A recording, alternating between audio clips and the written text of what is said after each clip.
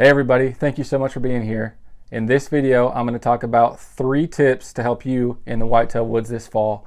And don't forget to stick around to the end of the video where I'm going to tell you guys how you can save some money on some Schwacker broadheads.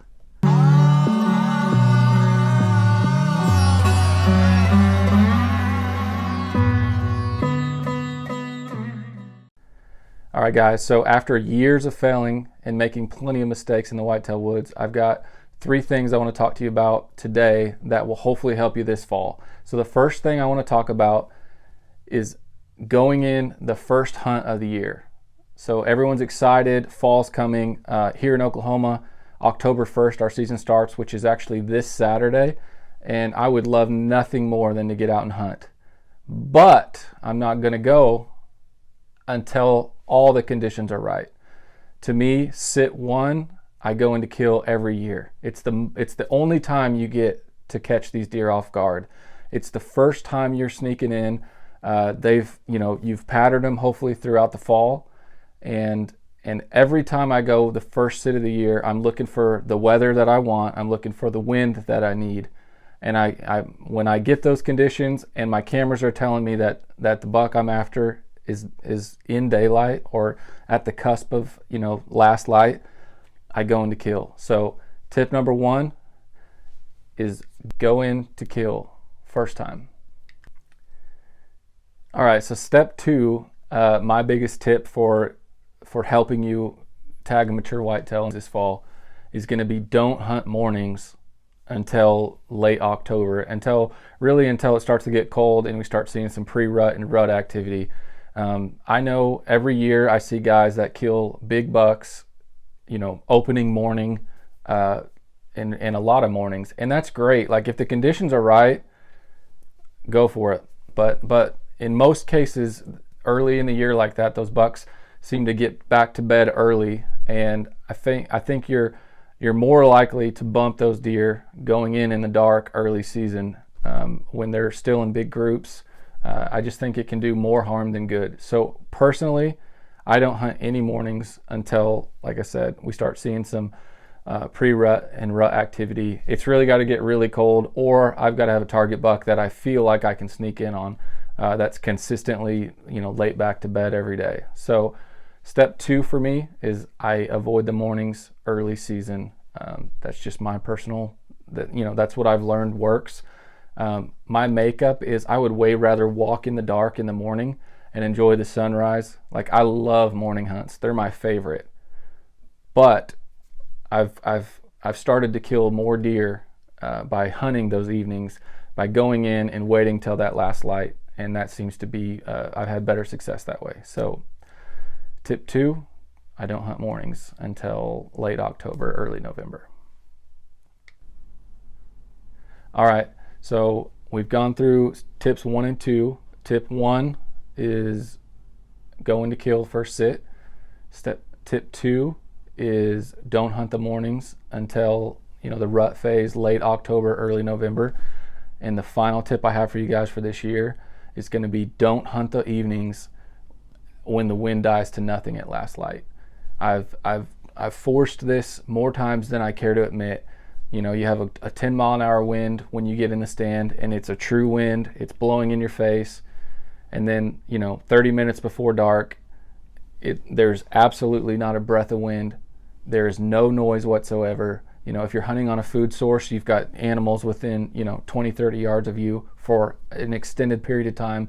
The deer that you're going to want to kill, that mature buck, is typically going to be the last one in the field. So you got to beat all the deer before that deer ever even comes out. And I've just personally found I've been burned more times than I would even want to admit that the evenings that go to 0 wind, it just does not work out. Either your wind will swirl because there's not a true wind, or the deer are going to hear any movement. I mean, you're going to feel like you can't even take a breath because you have deer close and you feel like you can't move. So getting drawn is a task. And then when you get down out of the stand, you're going to blow everything unless you have somebody to come bump the deer or whatever. But so my tip, and this one, the third one's really for myself this year because I've made this mistake so many times. The conditions are all right, but the wind will die to nothing at last light. try to avoid those sits. You're really just it's gonna be miserable. As much as you can say, I mean, deer hunting's awesome and watching animals is great, but getting blown at and educating deer is not great. So it doesn't make for killing mature bucks. All right, guys, so those are my 3 tips. Tip 1, go into kill on your first sit. Tip 2, don't hunt the mornings until late October, early November. And tip 3 is don't hunt on a night when the wind dies down at last light. That just is a recipe for disaster.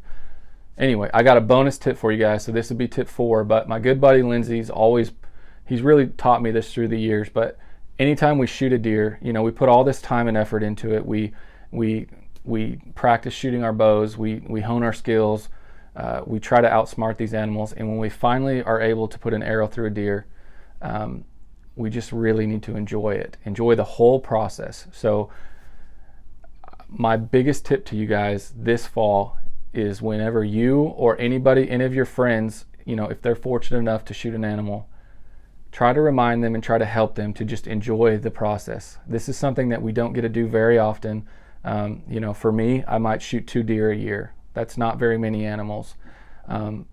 So really just maximizing the enjoyment we get out of this. You know, obviously we get to eat the meat all year long, and that's, you know, that's great for our families and all, but the process of actually, you know, shooting the animal, you know, if you can get a few friends together to go blood trail, just trying to enjoy the process and not stress, and just kind of soak that up. I guess that would be my tip 4, and I just wanted to tell you guys that because it's been a great reminder for me. When I get a call from somebody and they're like, man, I shot a deer, what do I do? You know, we talk through how long to wait to start blood trailing, and you know, the whole process. I want to be as their friend. I want to remind them to enjoy it. I want them to, you know, if it's a 3-year-old or a 2-year-old buck that is a smaller deer, it's the same. It doesn't matter. It doesn't matter if it's a 115 or a 170. It's just such a great experience and such a neat thing that we get to do. We're super fortunate. So anyway, tip 4 would be just to enjoy the process. You know, whether it's you that actually killed the deer or if it's someone in your circle that killed the deer, try to help them, be supportive. All right, guys, so that's the video we have for you today. Appreciate y'all watching, sticking through the whole video. If you haven't already, go ahead and subscribe, and that would help me out so much. Check me out on social media. Really, if you look on Instagram or Facebook for Fletch Archery, you'll track me down. My name's Josh Jacobson, and wanted to get to how you guys can save some money on Schwacker broadheads. Go ahead and go to schwacker.com and fill up your carts, and then use the code, all one word, for Fletch 22. So for FOUR Fletch FLETCH 22. That's the number 22. And put that in your discount code. It'll save you 20% on your entire order. So go ahead and fill up those carts, save some money, and appreciate you guys so much. Hope you all have some success this fall. Can't wait to follow along on social media and see how you guys do. And hope you guys have a great day. Thanks.